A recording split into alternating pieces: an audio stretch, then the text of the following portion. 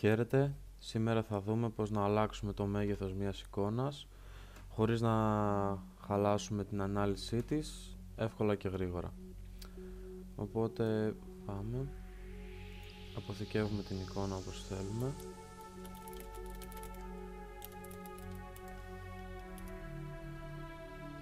Έπειτα ανοίγουμε το Pixlr.com, βρίσκουμε την εικόνα που έχουμε ήδη αποθηκεύσει και εδώ πέρα έχουμε την εικόνα, βλέπουμε τις διαστάσεις της, είναι 1600x1184. Πατάμε αλλαγή μεγέθους εικόνας και ας πούμε ότι θέλουμε να έχει 1200 πλάτος ή και ακόμα λιγότερο, ας το πούμε 900. Βλέπουμε ότι παράλληλα αλλάζει και το ύψος. Αυτό μπορούμε να το αλλάξουμε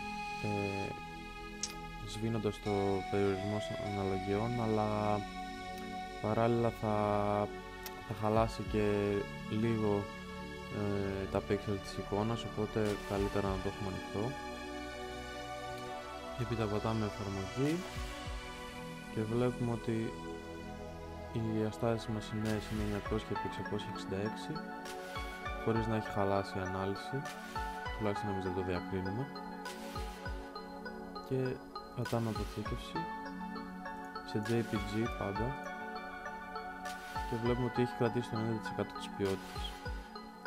Πατάμε λήψη και η νέα μας εικόνα είναι έτοιμη. Μία ακόμη πολύ χρήσιμη χρήση του Pixlr είναι ο έτοιμος κανβάς. Οπότε, εάν θέλετε να βάλετε πολλές φωτογραφίες στο site σας με κάποιες συγκεκριμένες διαστάσεις έτσι ώστε να φαίνονται όλες ίδιες, πατάμε ιδιότητες, μέγεθος κανβά, βάζουμε εδώ πέρα το μήκος και το ύψος και το πλάτος που θέλουμε να έχει φωτογραφία μας. Η πιο συνήθως είναι, ας πούμε, 1200x1200.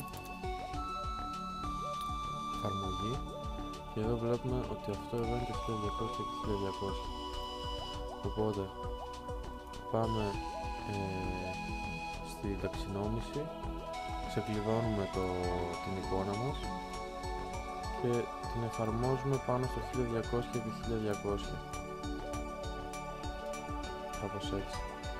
Και ανάλογα με το που θέλουμε να βρίσκεται η εικόνα μας, την βάζουμε εμείς όπως θέλουμε. Εδώ νομίζω ότι είναι καλά.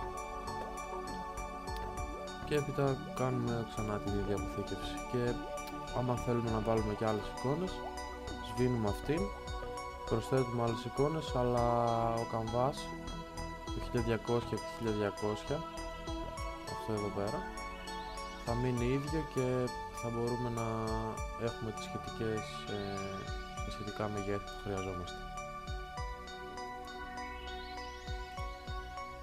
JPG, Glitch και είμαστε έτοιμοι.